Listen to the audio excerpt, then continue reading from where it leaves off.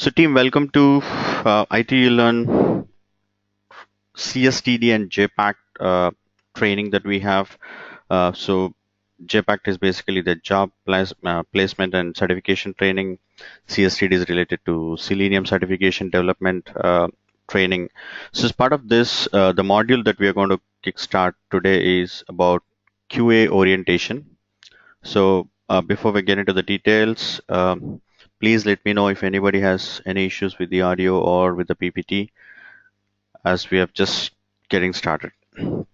So the agenda for today we're going to look at is fundamentally the assumption is that most of you are joining today for the orientation either have a limited knowledge on what is QA, or maybe some of you are working on QA aspects, part of manual testing, right? So, or maybe some of you have taken the training in the past, but you want to brush up your concepts. So, is that a fair assumption? Can I know the kind of mix of the audience? Like, if you can quickly put in the chart, what is your background, and what is the expectation of this course? I'll try to fit into the agenda. Apart from what we have today, is I'm going to talk through a detailed introduction of what is quality assurance is all about, and what is the importance, basically why it's so important in the software development life cycle, be it a traditional waterfall model or the latest agile software development model. QA function is very important, so which can't be really replaceable. So I'm going to talk through some of those benefits, why we need this QA, and typically I'll walk you through some of the roles and responsibilities of QA in the software development life cycle. So let's take some of the points like QA experience, but also interested in certifications. Okay. Front-end developer. Okay. So what about others? If you can quickly put through your working area, or what are your functions and what is the expectation from this course. And next 30 seconds, that will help the overall audience point of view. And by the way, only you're just putting it to me. So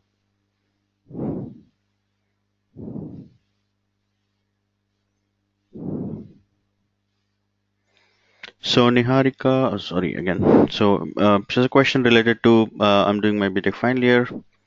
What is this for? Is it related to programming or marketing? So typically, QA involves both manual testing as well as automation testing. When it comes to manual testing, you would be thinking through wide variety of positive, negative, end-to-end scenarios that needs to be tested for any application. That could be a web application, Windows application, a mobile application, or something related to cloud related. So you're going to think through various aspects of validating an application, that is manually. But when it comes to automation testing, yes, definitely it involves a bit of programming. The tools are so easy to use, and we can actually leverage a lot of existing libraries and automate it. Repetitive testing. Probably let me put that as well, part of the introduction. I would say, like, when we go for automation testing typically.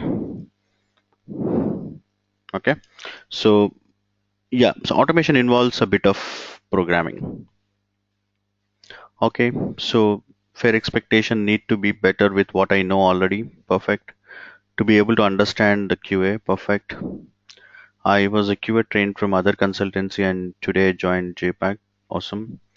I know about manual testing, core Java, basic Selenium testing. I signed up for JPAC 4 session. Super. And yeah, okay, fair assumption. So some of you know a bit of functions of QA is all about, and these sessions are going to help you. The first few sessions we have about 8 to 9, or I would say around 10 hours of training. Not into 10 days, but sometimes we may spend about good amount of 90 minutes to cover up some of the good topics. which will actually brush up a lot of things for you. Like in a way, what we're going to look at is, I'll just open up Google Doc.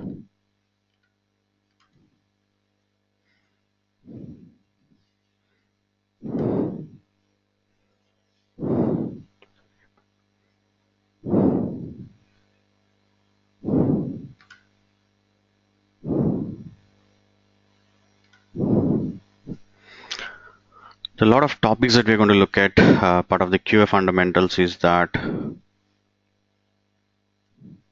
So one is definitely what is need of QA, and when it comes to QA, so we'll also look at the roles and responsibilities as I have written there of QA in SDLC model or in an SDLC. Then we'll look at I will be covering these today itself, why QA is important. Then typically QA uses various terminologies. It's more like we call it as verification, validation, etc. And what's the difference?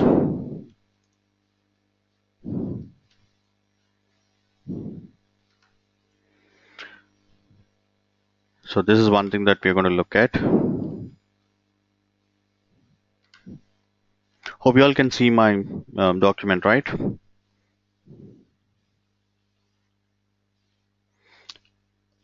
Okay, so is it going to help working on healthcare? So when it comes to projects, right, there are various different projects that you will see. For example, so we say this whole thing as a software testing, right? When I say typically, what is a software?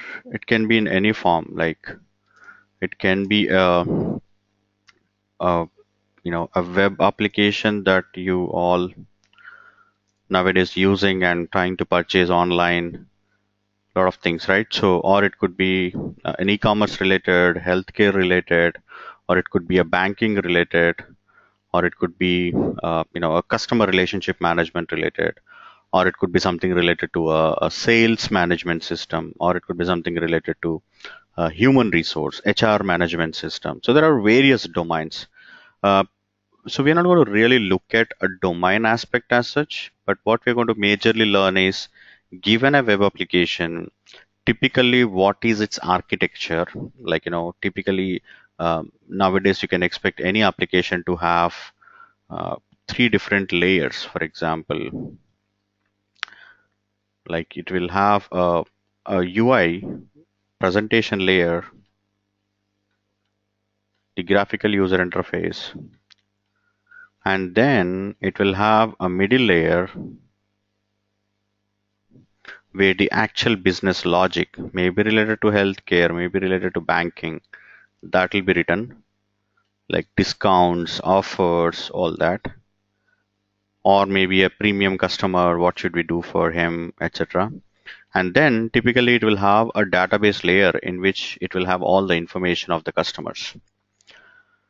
So testing or QA function involves validating from the UI, ensuring certain inputs goes, middle layer logic works fine, then the database contains or stores that information, and as and when it is required, when you're querying something, it is giving you information back onto the user screen.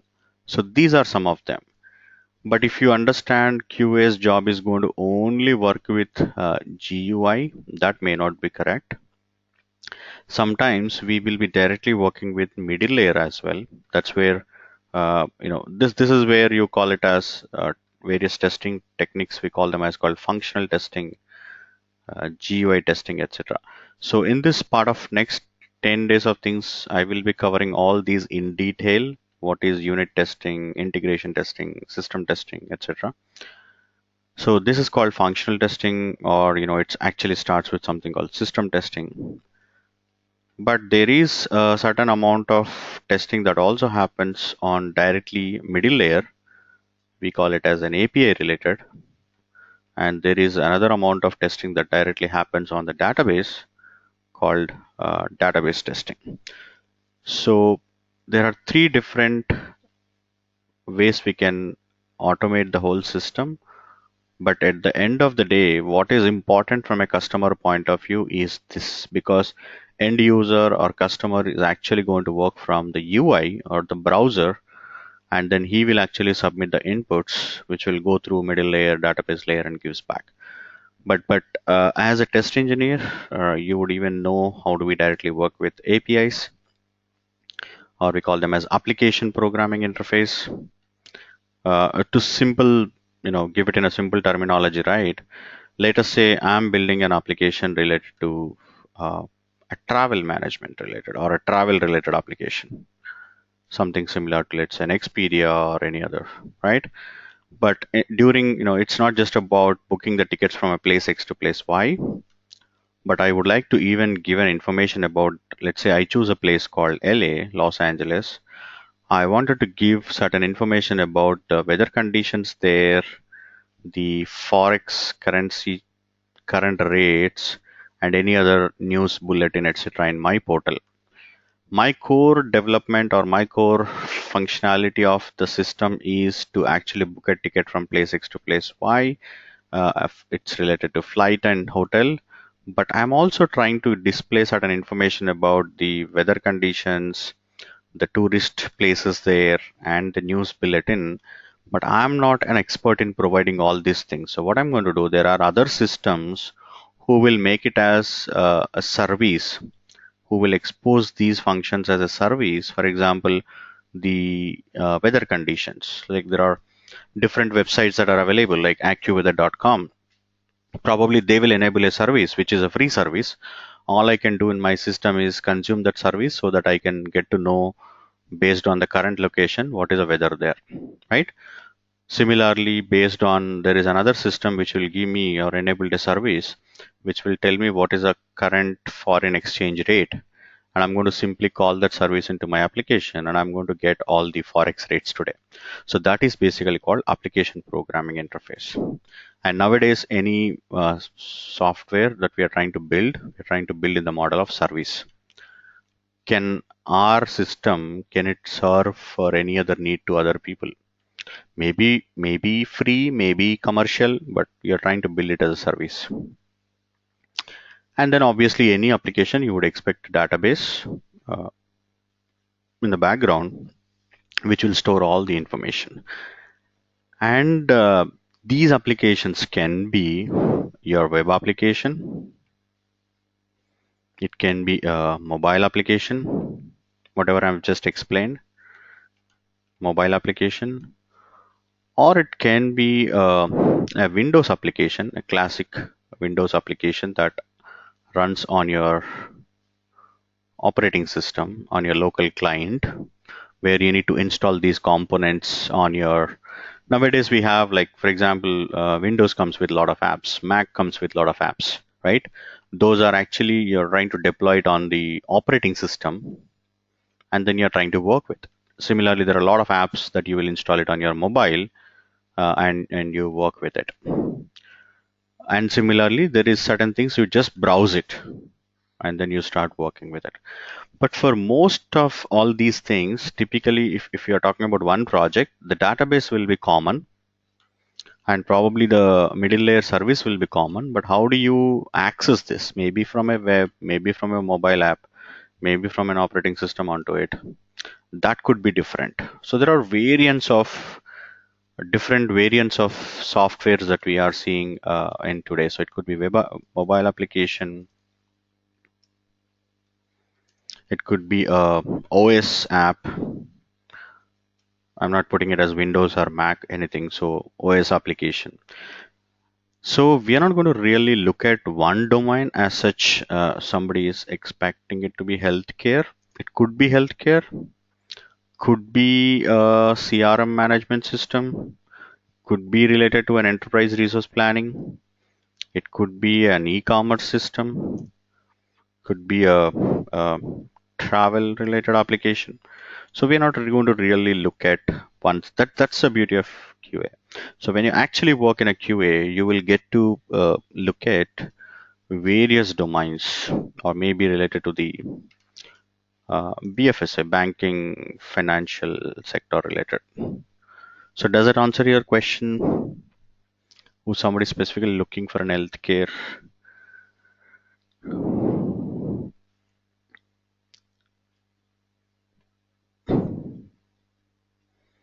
So our responsibilities typically involves in testing all through all these modules. And nowadays it's not just about having all these. Uh, there are two variants majorly available. One is called on-premise. We call them as on-premise,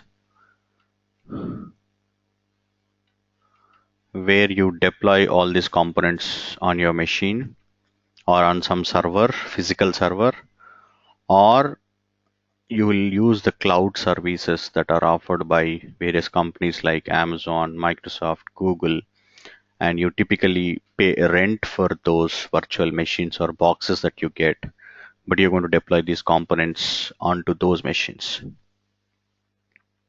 So we are going to look at typically, I mean, almost major applications that we're going to even work today. For example, when I'm going to talk about certain test management tools, like, so what we're going to look at is, as part of this course, we are going to even understand different test management tools.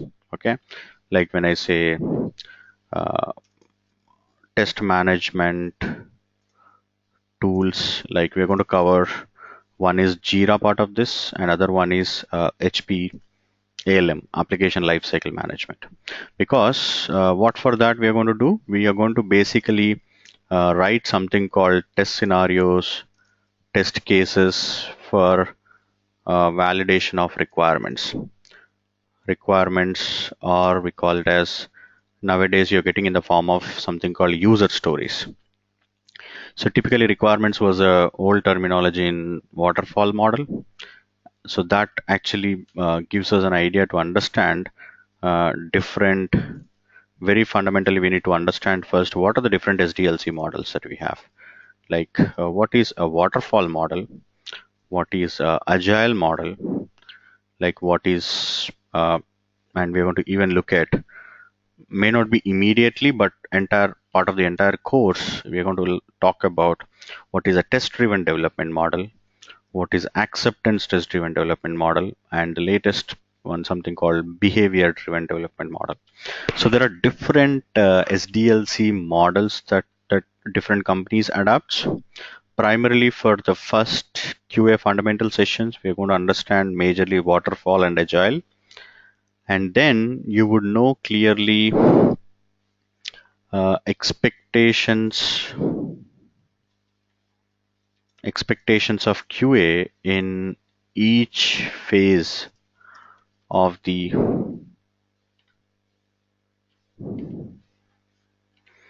expectations of the QA in each phase of the SDLC model.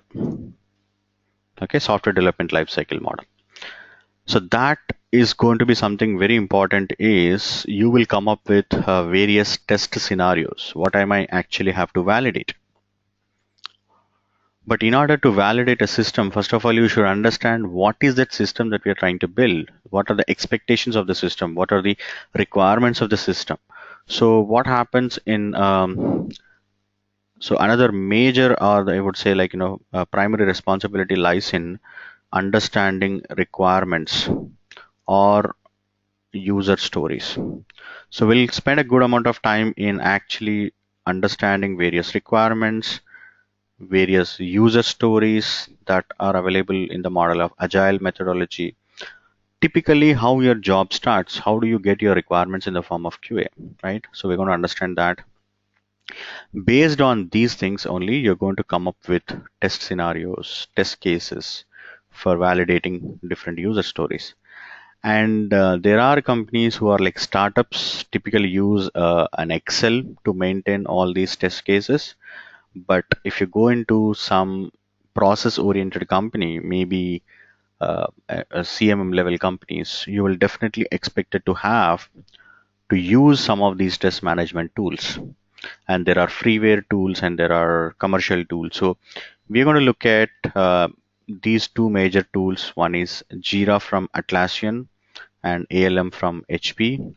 So when we talk about these, nowadays, actually, when I started around, I would say 15 years back in my career, they were all installable applications. Like we used to install all those components on our boxes, on our systems, and start working with it.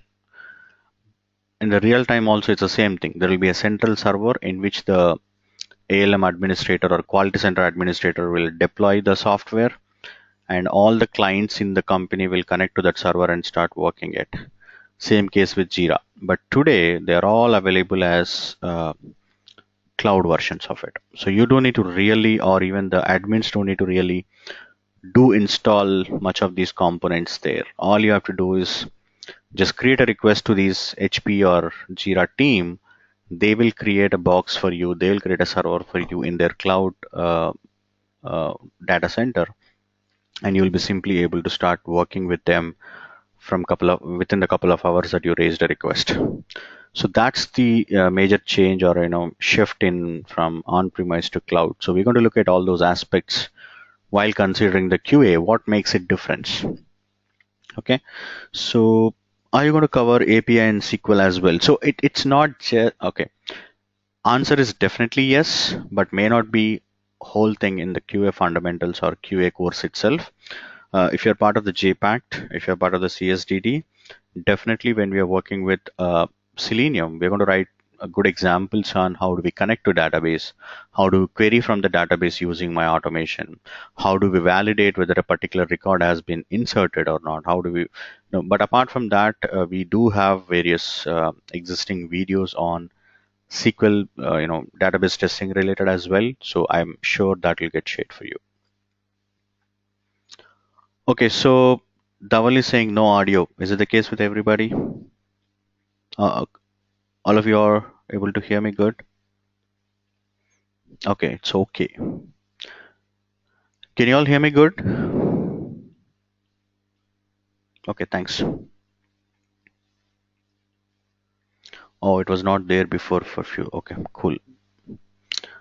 All right, so I'll just quickly finish these topics and then we'll come back and talk in through details of today's agenda. So we're going to definitely look at, as part of this course, what is the need of QA, responsibilities, why QA is important. We're going to understand verification, validation, what's the difference, different SDLC models. We're going to spend a good amount of time in writing detailed test scenarios and test cases.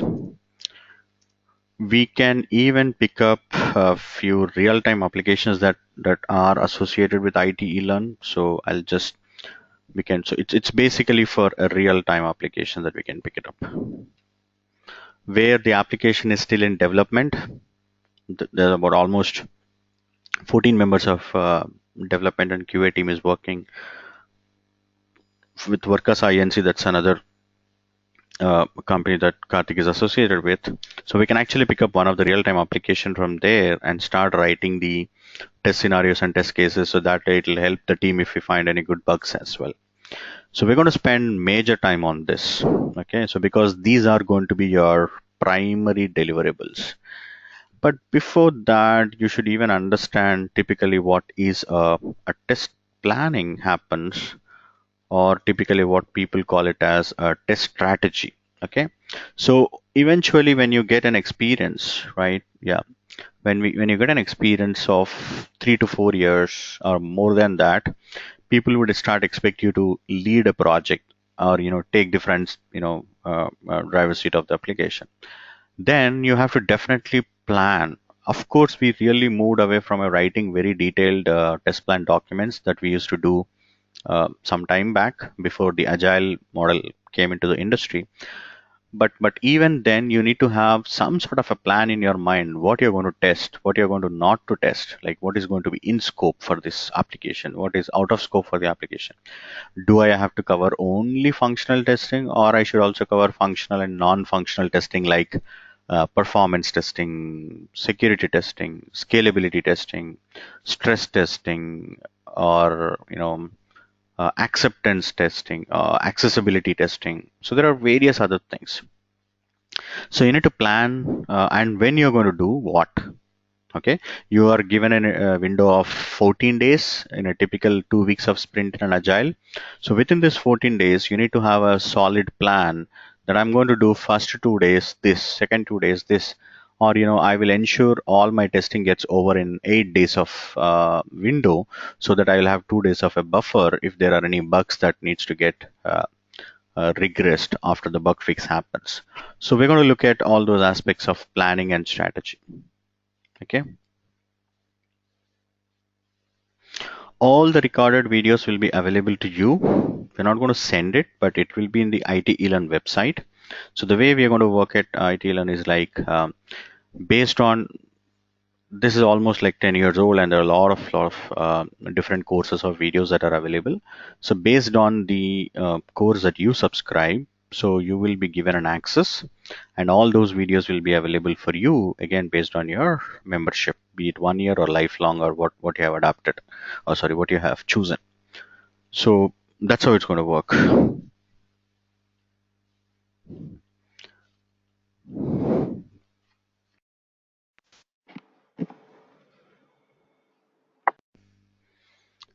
Can you all hear me? uh, Hello everyone, can you hear me?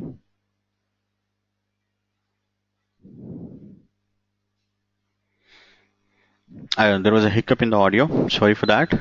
um, Hope you all. So what I was saying is, all these videos. Oh, it was on and off. Okay. All the videos will be available to you based on the subscription model that you have taken, which course that you have chosen. According to that, the videos will be available, and for a timely period of 1 year or lifelong, what you have actually chosen. According to that, it will be available. All right. So we'll be definitely understanding what is test planning and test strategy with respect to, again, some project or an application. Then we'll spend a good amount of time in writing test cases, because this is going to be your primary deliverable in a way, actually. Okay, and then we're going to spend, okay, first we'll initially few days write it in an Excel, first 2 to 3 sessions. But as I told you, if you go into a process-oriented organization, any CMM level organization, they would expect definitely to be having an experience into one of these, and these two are kind of very popular. So this will help us in the entire life cycle, not just writing test cases and everything. After this, actually what happens, you will go and perform the test execution, right? So what you're going to do after writing the test cases, you will actually perform test execution. While performing the test execution, what can happen? You will actually identify some issues. So you'll go log defects, okay, log defects or bugs. Now, where do you log all this information? For example, you identified something weird, an application is not working as expected from a customer point of view. So that is what we call it as a defect. So there are different terminologies. We call it as, people call it as defects, people call it as bugs, people call it as issues, right? So even though there are different names people call it, uh, it's typically something that is not working as expected by the customer on the application. That is what it is all about. So you're going to log all these things. Initially, we'll see it in an Excel just to start with, but at the end of the day, they needs to be in a central repository. Nowadays, the teams are geographically, dispersed in different locations. Maybe my dev team is sitting in US, QA sitting in some other country, and my project management team is sitting in different place. So I need a central repository to put all this information so that it is available 24 by 7, 365 days, so people can look at all the bugs and everything. So we're going to look at how do we log defects, and very important is, when you log the information, it's not just about identifying a defect or identifying an issue in the system is not your job. And as well as, don't expect that, I'm saying that you're going to fix it also. That is not your job. But what is a basic expectation out of a QA is that, or a tester is that, you will provide all the required information about the defect, like when you actually tested something and found it on what platform you tested, what operating system you tested, what browser you tested, and there are various other information like what was the CPU utilization at that time, what was the memory available in the system at that time, which other dependency systems are connected to it, right? And what was the network speed that you are using it, and then what exactly the error that came and how did it came, what you were doing step 1, step 2, step 3, and when did you get that error. So you need to expect it to provide all this information to the developer, then only the developer job will be easy to fix. Otherwise, if you just say that, okay, I was doing this on the application, I found a bug, and here is the bug information, or just the error that you got it, then they won't be really appreciating the QA. So there are certain expectations, and you can do an excellent job in what you're going to do even within the functions of QA. So we're going to look at what information that you need to do while logging the defects. You need to definitely take the screenshots for each of the error that you see. Apart from that, you need to provide various information like what is the criticality of the bug? Is it like very severe, or you think it's going to block certain functionality, or is it something like a minor bug? So what is that criticality? What typically we call it as criticality or severity. And then you should also think of priority, but you cannot decide alone the priority. I don't know how it is important to the customer, but for example, let's say certain functionality is not working and I know it's totally blocking my testing, and obviously it's going to be a priority high, or urgent. But since there will be lots of confusion, sometimes you cannot decide and developer will have a different opinion, project manager will have a different opinion. So that is where we will get into certain meetings called defect triage meetings. So I'll talk about what is this defect triage meetings and what is your role in that. Okay. So not just performing the test execution, logging the defects, and then taking part of defect triage meetings. All these things you're going to do, we're going to look at initially in an Excel, these three things that I'm going to talk about. But eventually, by end of the QA fundamentals, you all will be clear and understanding of Jira, HP ALM software, how to use to do all these things again. Writing test cases, executing them. So when I say, I gave an example that you need to provide a lot of information. If you're using with only Excel, then it's you have to collect all the information that I've just explained you. What is the CPU utilization, memory utilization, networks connected, my the operating system version, browser version, and all that. But if you make use of all these tools like HPM, ALM, Jira, just click of a button, it'll collect you all the information, and then you can simply attach to your bug. So it'll make testers' life a lot easy. And all these things are cloud versions, centrally located, so anybody can see at any point of the time. And each of these defects will go through a certain life cycle. So we'll even look at, okay, I logged a bug. What should I do after that? Do I have any other responsibility that I have to take care after that, or my job is done? No. Defect goes through various life cycle phases. Like first time when you open, it'll be like new, and after someone opens and try to understand, it'll be like open state. And when he agrees that it is really a bug, he will go and fix it, fixed, or what we call it as resolved. Then it comes to you back for certain very important. So the next thing that I'm going to talk about is testing techniques. So there are various testing techniques. So once a bug gets fixed and comes back to you, you're going to do something called regression testing. Okay, regression test it. So uh, once you do a regression testing, what can happen is that either you will say close it because it's working, or you may reopen it. No, it's still not fixed. So there are different phases the bug goes. So you have to take the ownership of the bug, being a QA, until it gets fixed. Okay, so a typical defect will go through different life cycles. So we're going to look at what should I do when I find a new bug? What should I do when it is not working after fixing? So you'll simply going to reopen.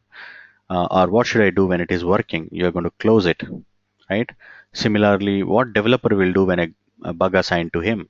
He'll fix it, or he will say resolving as, no, this cannot be fixed because uh, there is a technical dependency from the technology that we are using. So we'll fix it in the next release, something of that sort.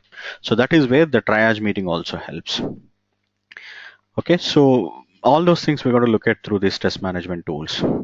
And very importantly, there are n number of techniques available in the market. So it's very difficult to it's very difficult to get work on each of them. But as a QA, you should aware of them. What are these different techniques? To start with, we use something called unit testing, and it's typically the responsibility of uh, it's the responsibility of the developer who actually writes the code. Dhaval is again saying no audio. Is it the case with everybody?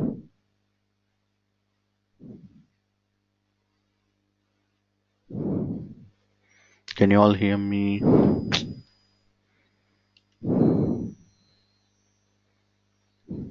Oh, okay. Sorry for that. I think I need to fix certain things before the next session tomorrow. I'll ensure I'll get it fixed. But I hope you all back now, and I mean the audio is back now, and you can hear good. Okay. So there is something called unit testing that the developer actually is responsible for it. And then there is something called integration testing that we as a testing team, or in fact, it's a combined responsibility of development team and the testing team. We're going to do integration testing, and there is something called system testing, or people call it as end-to-end testing. And there is something called functional testing. And there are various aspects of non-functional testing like load testing, performance testing, stress testing, right? And there is something called volume testing, with the different volumes of data. Uh, Very important nowadays for any application is that it should be accessible for all kinds of users, like blind people, color vision people, low vision people. So how you're going to make your application as accessibility?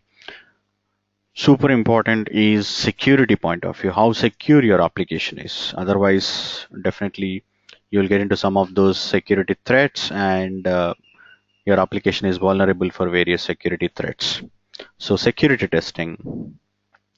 Then any other things that you can think of, people who already know QA at this point of the time, like you know database testing that we kind of touched upon,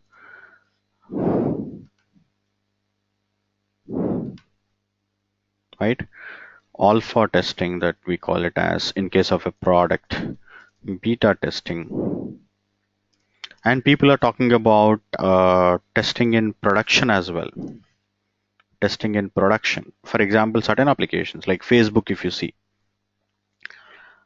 in Facebook, they have a model where they will actually do some testings in production directly, right? And if something things are not so good, they'll just revert it back. So testing in production, people call it as tip testing in production. Yeah, as somebody said, so before I start with load testing, let me put it as regression testing, right? Regression testing is one important. And once you do all these things before you do beta testing or you're testing in production, obviously your user has to perform a user acceptance testing. By the way, we don't do it user acceptance testing. As the name suggests, it's the user who is our customer is expected to do that. Okay. So there are different techniques that are available. So we're going to look at these techniques. Okay. And believe, let me tell you, all these things we're going to look at on a project or an application, which is typically, I'll pick up something that's in development with Workers INC, and we try to help them as well identifying a couple of good issues. Okay, so just trying to quickly check, is there anything that I'm missing at this point of the time? Of course, your defect logging, bug information, and all that anyway, I've covered it up. Cool. So this is going to give us a good platform of understanding. I'll start with typically in the next session itself, like, uh, maybe some of these SDLC models, but these things we can touch up today. Okay. So a question for you guys: why do you think the QA is so important? Or typically, let me just get the next. What is your understanding of QA? What do you expect the QA jobs and responsibilities? What you're expected to do? Just put your understanding, or why we need a QA. Why QA is needed.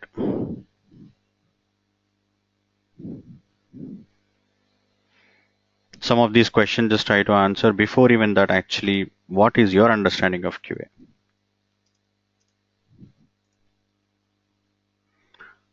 And then I'll elaborate on that. What is your understanding of QA role or QA job?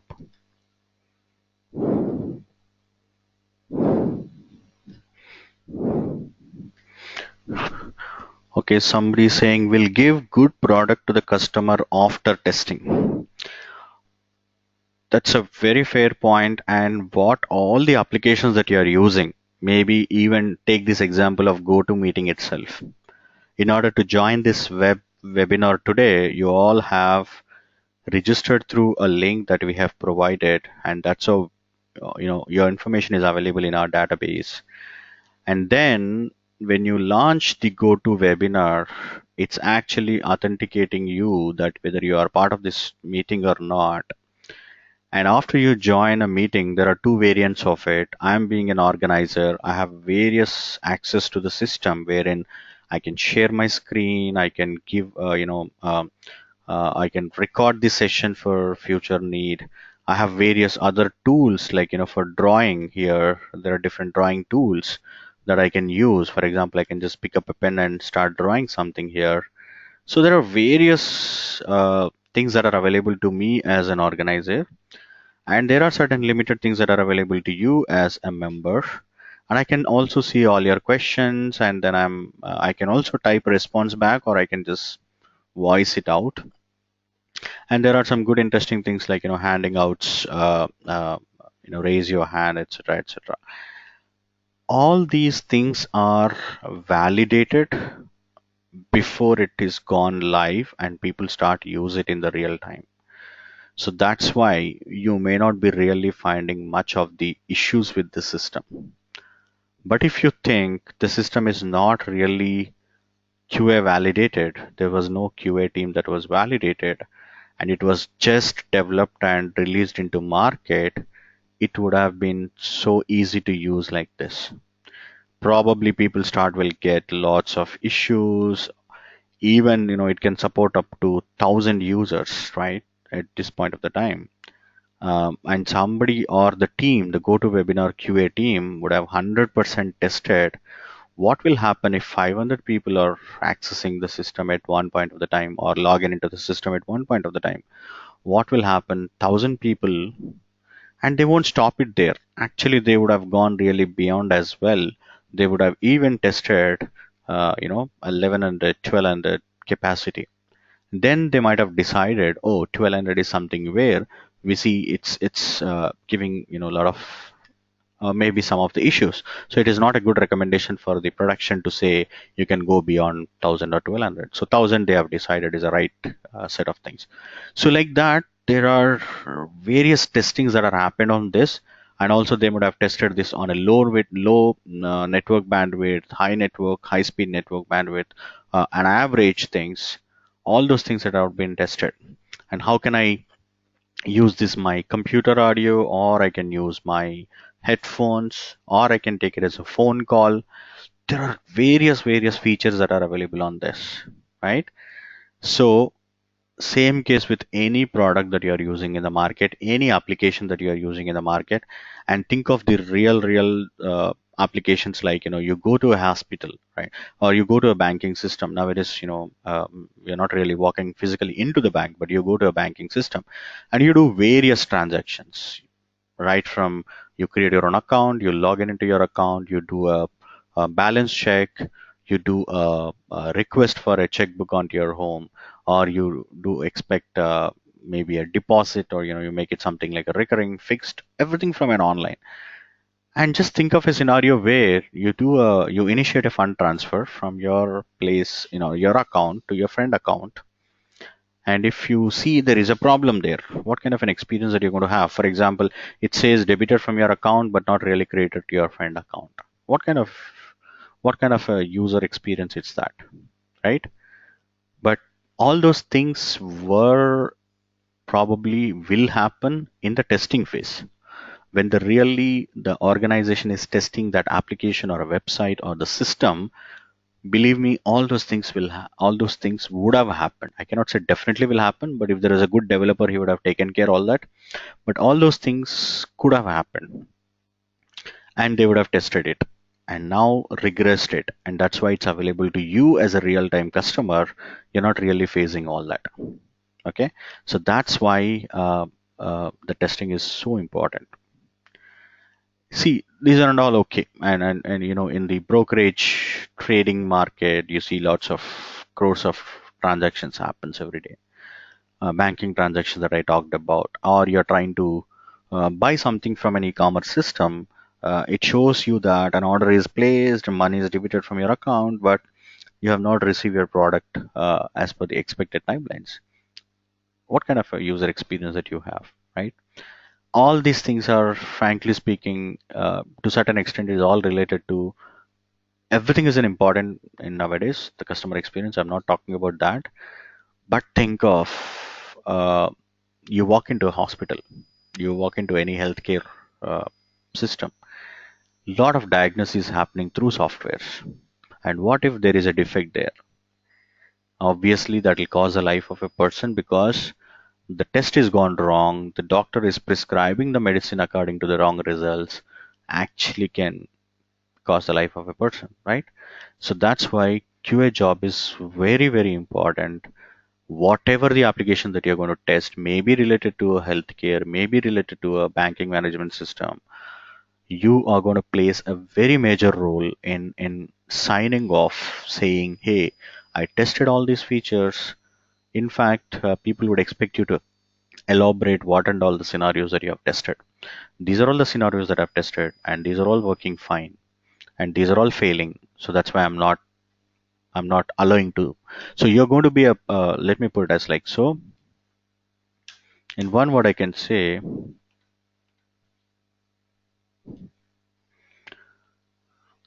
you have a major responsibility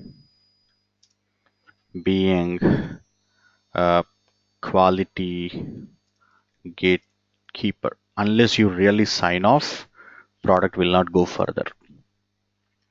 And I told you why it's so important with certain examples. To ensure proper functionality, fixing a defect, improve the quality software. Yes, all those things are important. And actually, all the projects that you are looking at, let's say, again, just going back to this GoToWebinar, they would have started with a very first version as, for example, let's say they wanted to release something to the market. Uh, is this Karthik?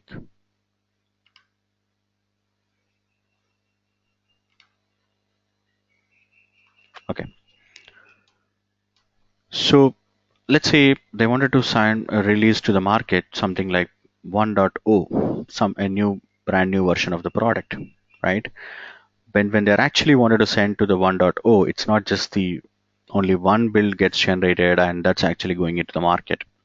So what typically happens within the software development companies, they'll initially give you a build called 1.1, and it's rigorously tested by the testing team. Obviously, when you get a very first version, there are various defects that you have identified. We'll go through again fixing of those issues. You will actually be validating them again through regression testing, and then they will give you probably another build, something like 1.2, and again you would have identified a different set of issues, or the issues that previously got fixed could have impacted with some of the code changes that happened in the recent past. Again, you will see a good set of issues. So there are various versions it will go through before it actually comes to the market. Let's say it would have gone through some 19 builds, and this is what we call it as the actual release candidate. And then to the market, they will release it as 1.0, but internally you will see the build version being maintained as something like 1.19. For example, when I just show this notepad itself, if you just go about notepad, you can see Microsoft has done like 15063.608 is the actual build version, which went through various testings before they release it as a version 1703 in the year of 2007. So every software gets through a rigorous testing by its own QA team before it actually gets into the market. So it places a lot of importance for the QA team to be validating all the features and ensuring that you're a quality gatekeeper. So another major impact. So you all said about defect free product. It's a very good point. And another major important thing that can happen is obviously the cost as well, right? So why or how it will affect the cost is, for example, let's say I'm a developer and I'm writing the code for a particular module, and it is a very clear expectations that developer cannot, just writing the code and giving it to the testing team is not his responsibility. We do expect him to perform a unit testing after the corresponding unit is being developed. When I say unit, it is the smallest component in the system. You can think of some single page in an application, or a single registration module, or a login module, or order module, or maybe something like a search module where you're going to search different items, or maybe a payment module where you actually connect to a payment gateway system and make some payment. So you can think of one module in which a developer is working. After writing the code, we would expect him to do a unit testing. And in the unit testing, suppose he found an issue. He found an issue that, oh, something is not working in the code that I have written. Actually, if he found the issue and if he can go ahead and make a fix for it, and after that again he will do the unit testing for it and then confirm, now it's working fine. So now it's working. So probably it would have just costed, or I would say time point of view, maybe he would have spent an hour or 2 hours in identifying the bug, fixing it, and closing it. Let's say it would have just costed an extra hour of which is maybe some $50. I'm just going with some low numbers based on the billing. So let's say this is the cost of it. But suppose if he has not really done a unit testing and he has not really identified this bug, or even though he has done a unit testing, let's say he could not identify the bug. So what happens the next is, after the developer does, so we are, as a QA, we are going to validate the system. So now it comes to QA.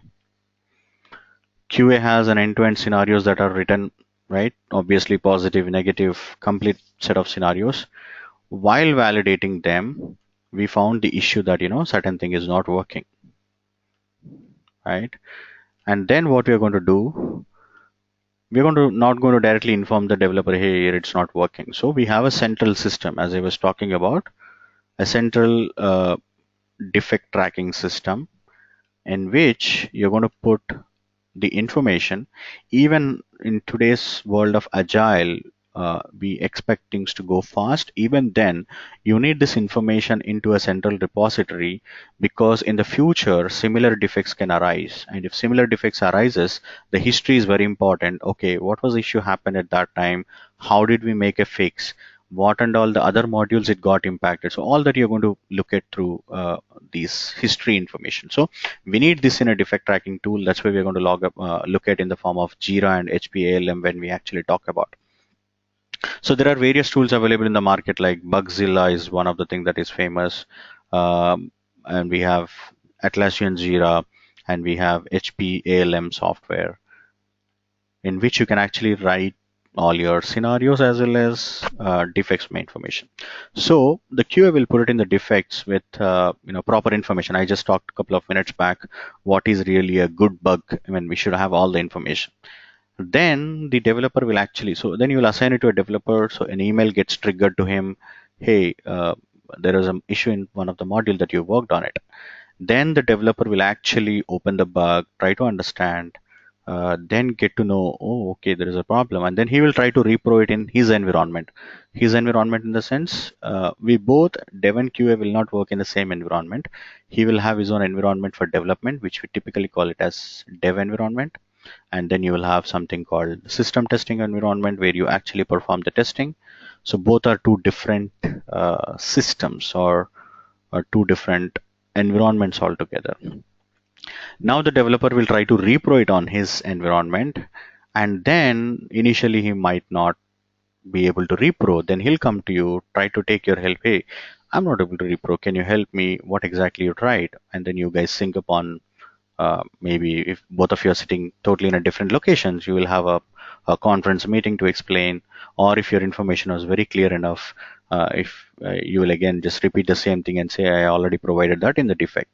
So there's a good discussion happens, and then he is able to repro. Then now he's actually found the bug, and he'll make a fix. And after making the fix, what we're going to do, again, we're going to deploy that onto a system testing environment. And then you're going to do something called regression testing. Then if it is still not working, then again you will reopen it. No, it's not working. Then again he will look at it, or again he'll make some fix. Or even if it is working in the first time, let's say, then you will say it's working, and then you will close it.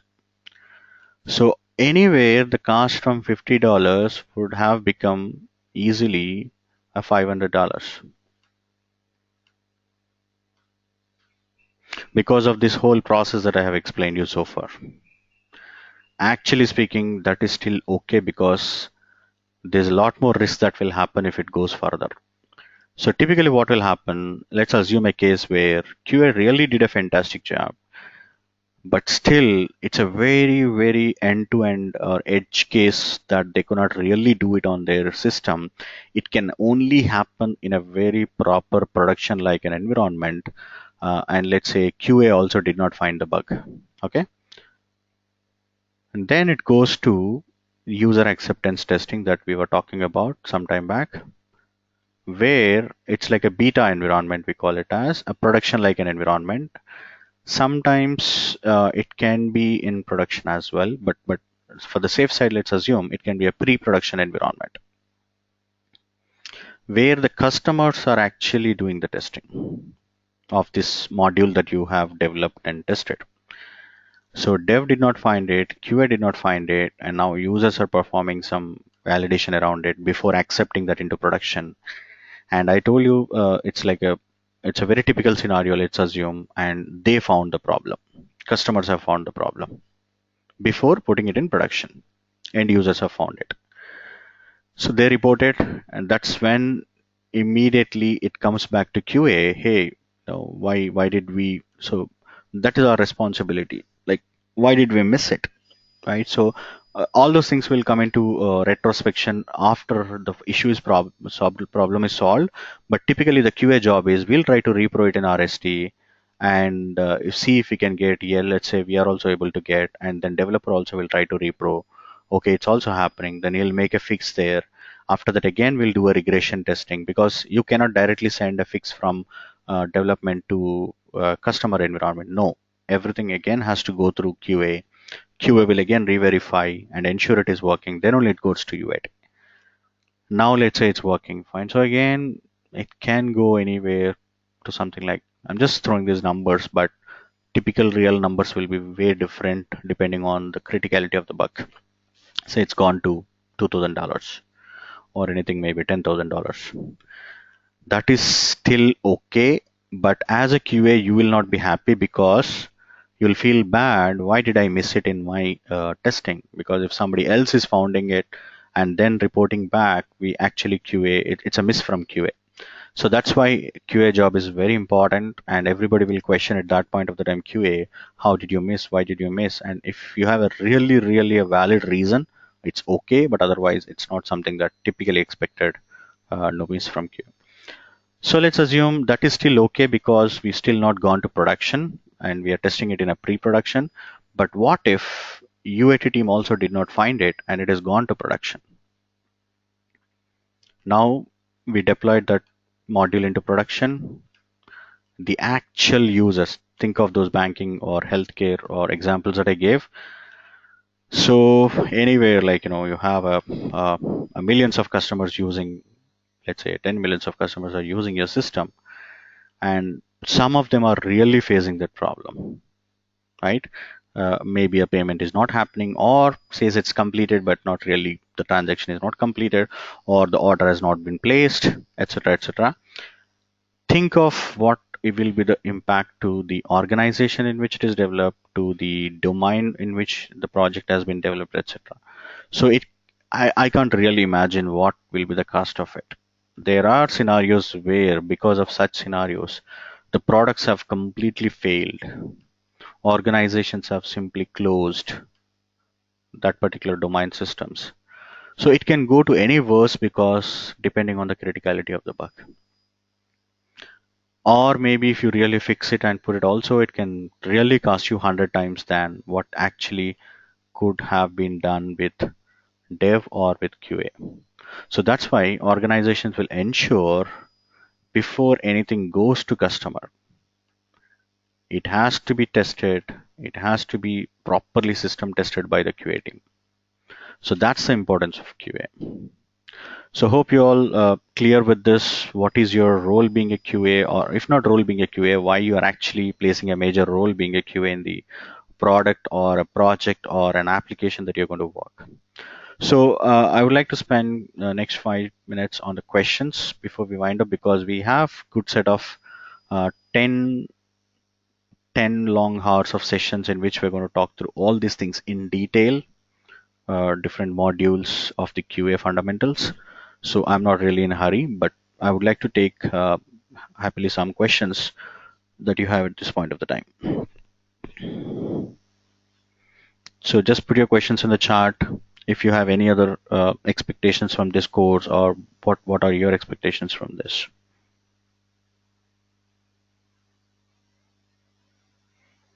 As I told you, we're going to look at a real-time application on which we're going to write different user scenarios and test scenarios. We'll validate them against it. We'll log those defects into a central repository systems like Jira, ALM, and then we'll see the complete life cycle, how a defect will go through.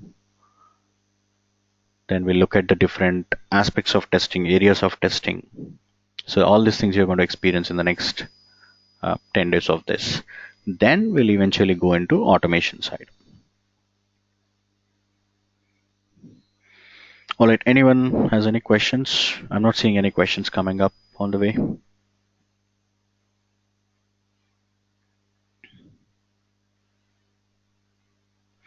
Okay, there's one question.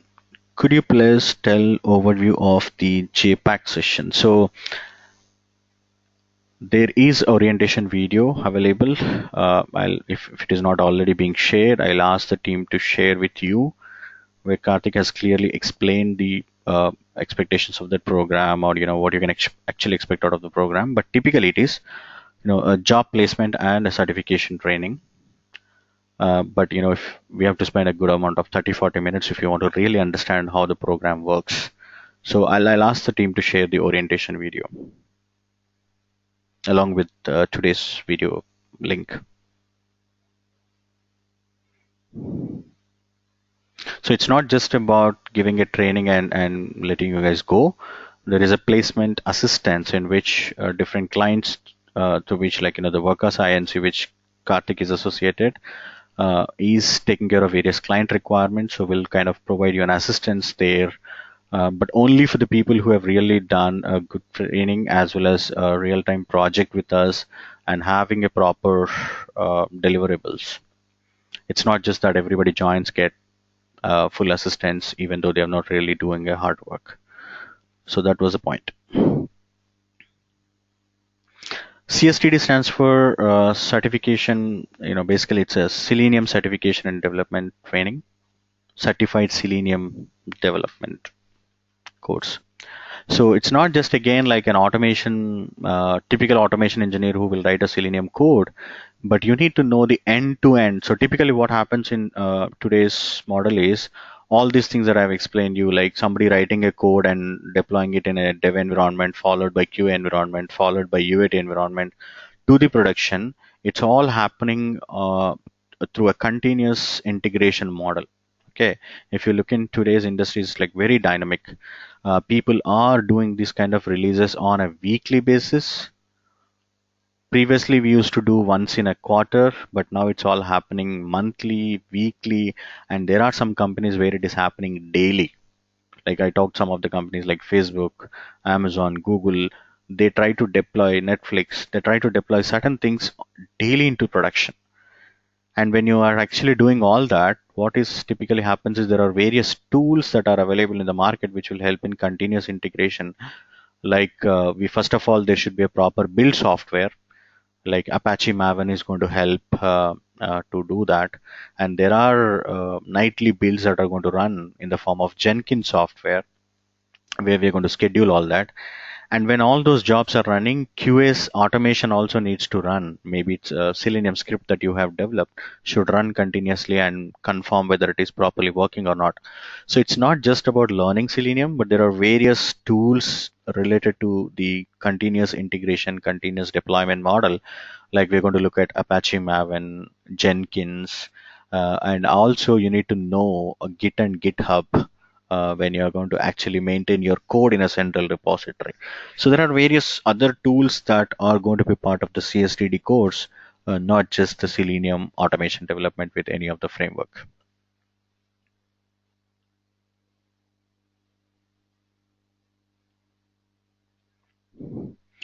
Okay, there are questions related to payments and all. I'm really not aware of which course that you have subscribed or which you're doing it. It's a question to the IT learn. Basically, we give you an email ID in every training aspect of it. So just writing an email back will help you whether you get this particular course along with what you have joined or this is separate. I'm not really comfortable in answering at this point of the time.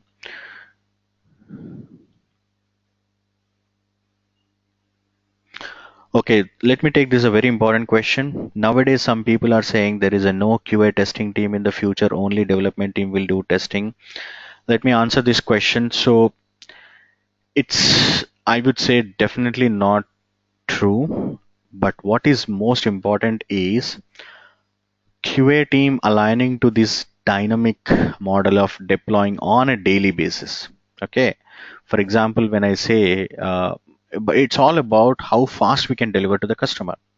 Like even a 1 week long is a very long for but a certain features. We have to start think about a feature in the morning and we have to deploy it by end of the day. Otherwise, tomorrow it becomes no use for the customer. So or let's say next week it becomes no use for the customer. This is a very typical feature that we're going to deploy for an upcoming holiday season or for an upcoming sales season.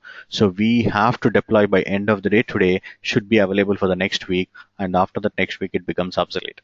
So when you have such kind of things, all the teams that we are going to work together in the project, development team, testing team, project management, and the operations team who is going to maintain all these servers, etc., have to come together and work like so that's where people call it as DevOps model, is what you might have heard about.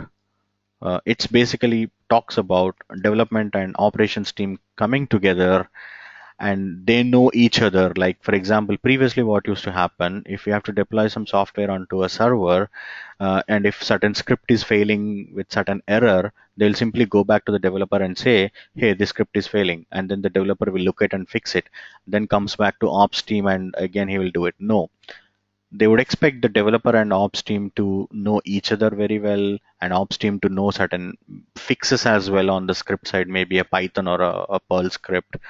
So that kind of a model is coming up, but believe me, QA cannot be completely eliminated, because I've gave you a couple of examples what can happen if QA gets eliminated.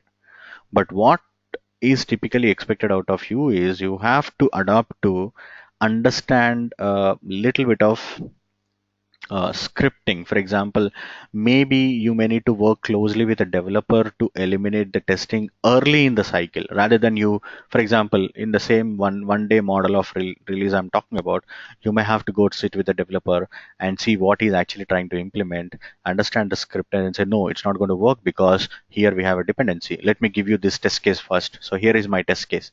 According to the test case, you write it, and then you will not get a problem. So more like what we have talked about is a test-driven development that I was trying to introduce, acceptance test-driven development, behavior-driven development. Certain things are going to change the way it was working, but outside people, it looks like things are happening very fast, and probably they may think there is no QA, but that's not really the case. And some companies I have seen totally in reverse. QA is a major function for them. There's only a one developer who actually develops a code, but there are four QAs are actually needs to test it, because the same component works on web application, Windows application, a mobile application, or an application on the tablet. So four different people have to test it on the same day to release it, but it's the same service. So it really 100%, I'll not agree that it'll get eliminated, but there will be a kind of change, and I'm going to discuss all that throughout my session. So don't worry. But if you're going to be the same traditional way of doing only manual testing, yes, there will be a risk for the job. You have to be comfortable in automation. You have to be comfortable in working with all the integration tools that are used in automation. That's where this whole course of CSTD and JPact is going to help you. All right, team. So that's all for orientation session today. So please, you know, feel free to write us in the email what you're actually have any other questions. But otherwise, we'll meet for tomorrow with the second orientation. That's tomorrow in the sense like Monday, with starting with the day one of all these topics actually. All right. Thanks everyone. Have a good day. Good weekend as well.